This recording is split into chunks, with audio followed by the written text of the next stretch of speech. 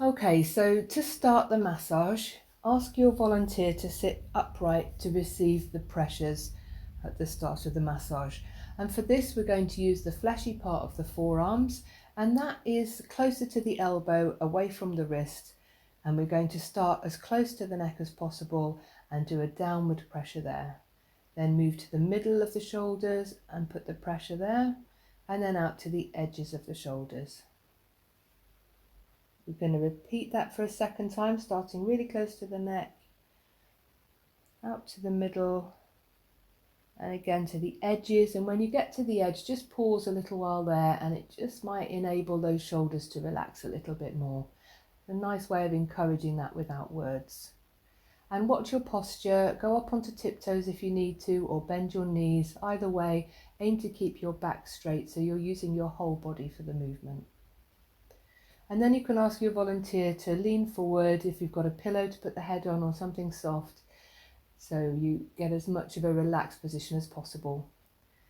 And then if it's cool where you're working and you need some drapes, then just adjust them so that you can expose the back, because we're going to do the T-stroke next, so we'll need to get to the whole back for that.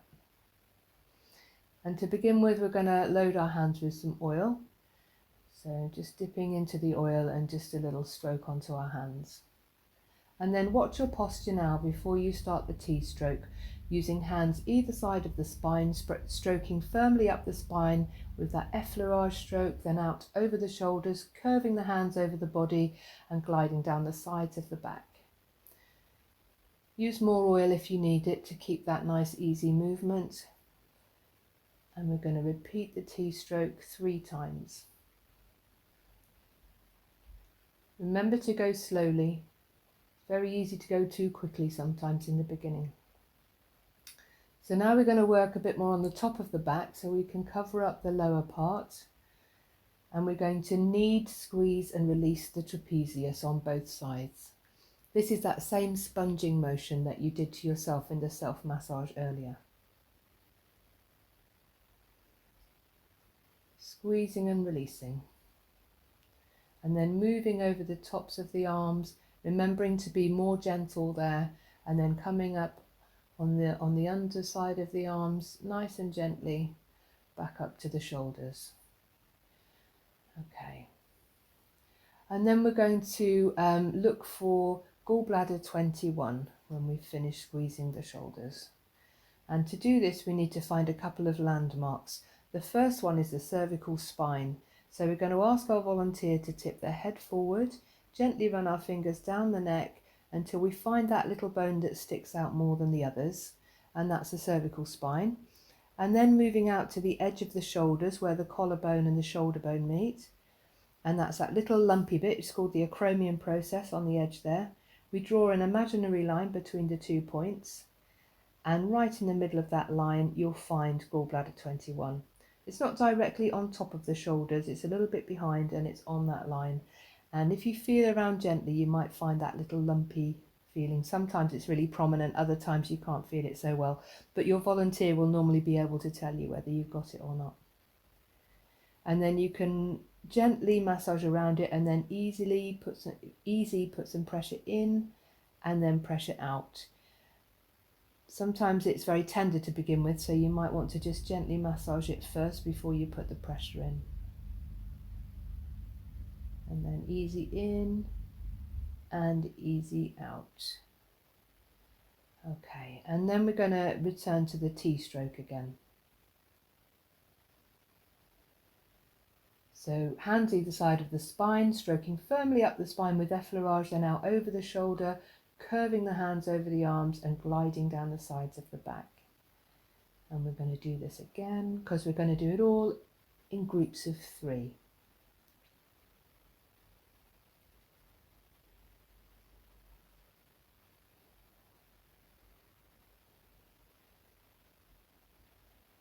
Okay, and then we're going to move to the top of the back. So again, if it's cool, you can cover the lower back and move to the side so that it's more helpful for your own body to move to start to do the shoulders. So we're going to circle the shoulder first with one hand, and with the heel of your hand you're just locating the shoulder blade and going around it. But although you're leading with the heel of your hand, you can have your whole hand in contact with the body, and that nice generous contact with the whole hand will be a better massage. And once you've got that, then you join in with the other hand. And when your hands get into a muddle, because they're both going round there, you just jump one hand over the other to keep that easy movement going. Then you can figure of 8 round to the other side of the back, and you can bring yourself round to the other side of the body if it helps. Some people have really long arms, they don't need to move around, and for other people they're more comfortable if they move to the other side of the person they're massaging. So that same circular motion with both hands, your hand jumping over the other one when it gets in the way, and then we can join those two sides together with a nice figure of 8 movement.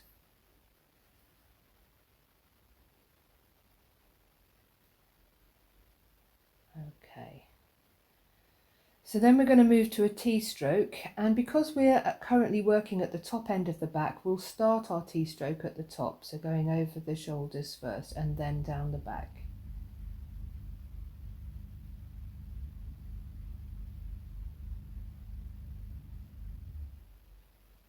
Okay, and then on our third T-stroke, we're going to go up over the shoulders and down the arms. Don't quite give her a cuddle, and then move.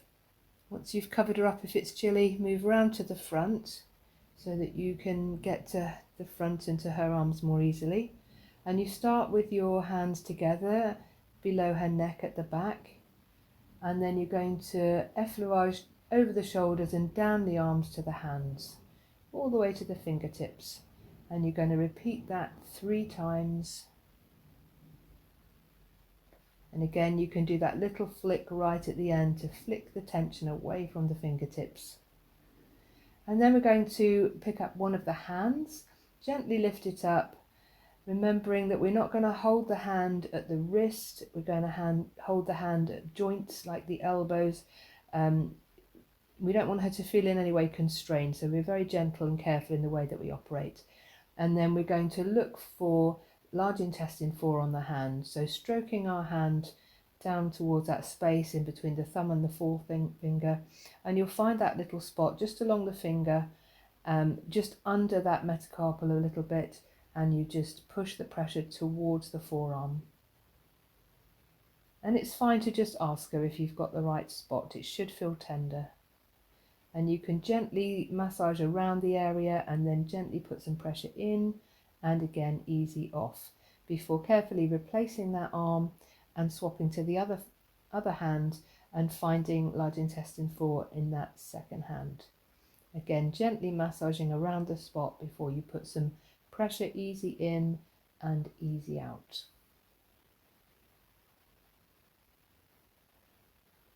Gently return the hand to a comfortable position, and then we're going to move around to the back, and we're going to sit on the side because that's more comfortable for our arm as we provide the massage, and we're going to do a figure of 8 on the sacrum. Starting in the middle of the sacrum, we're going to place our hands there and then do a nice figure of 8 which takes in the crest of the hips and down onto the glutes as well. It's a lovely stroke for labour.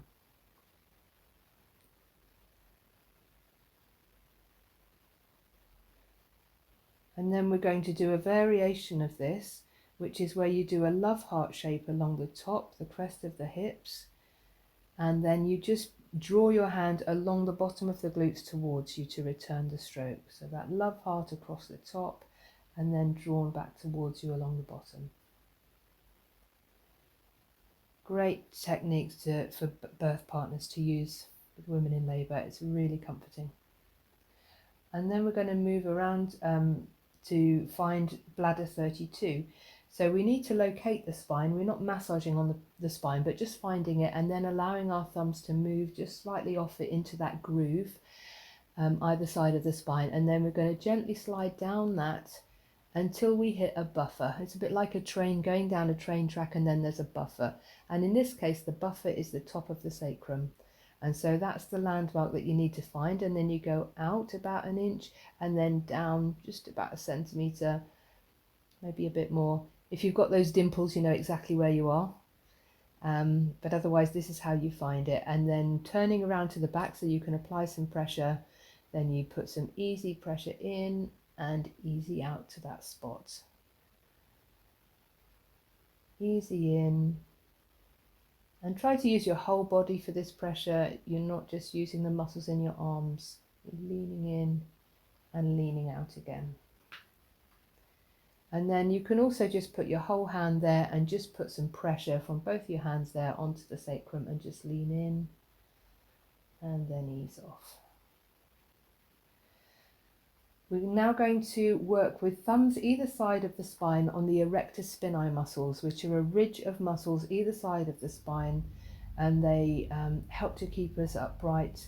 And we're going to use those thumbs and put those pressures easy in and easy out. And with each neck stroke, we're moving a little bit further up the spine.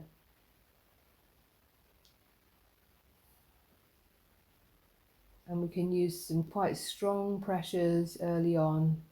And the further up we go, we need to ease that pressure off a little bit, especially when we get to the neck. We need a lot less pressure on the neck, but we will continue with those pressures up the neck.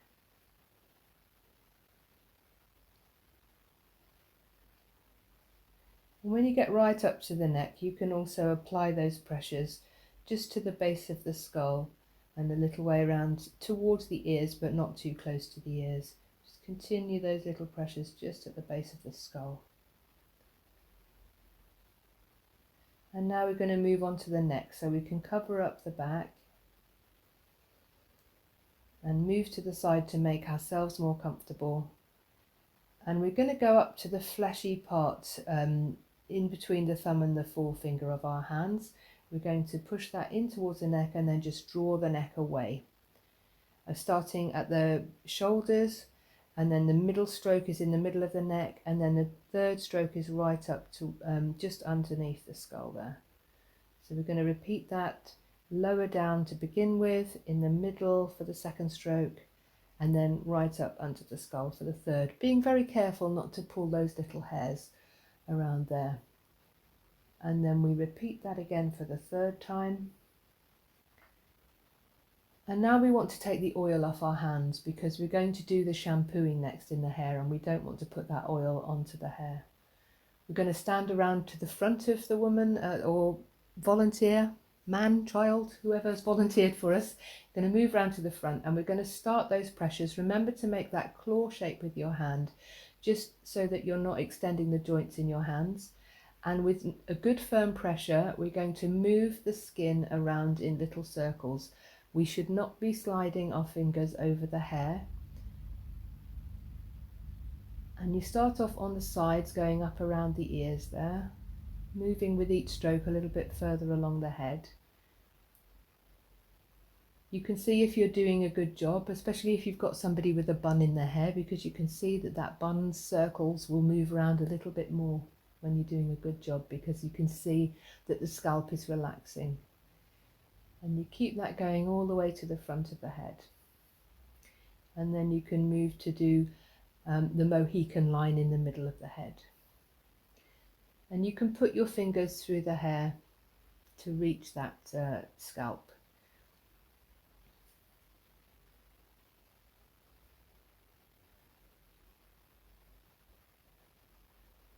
Well done if you're making the circles go bigger. You can visibly see that scalp relaxing. Try not to miss any bits out. Lovely. Okay, and so now when we've completed that, we're going to go back round to the back.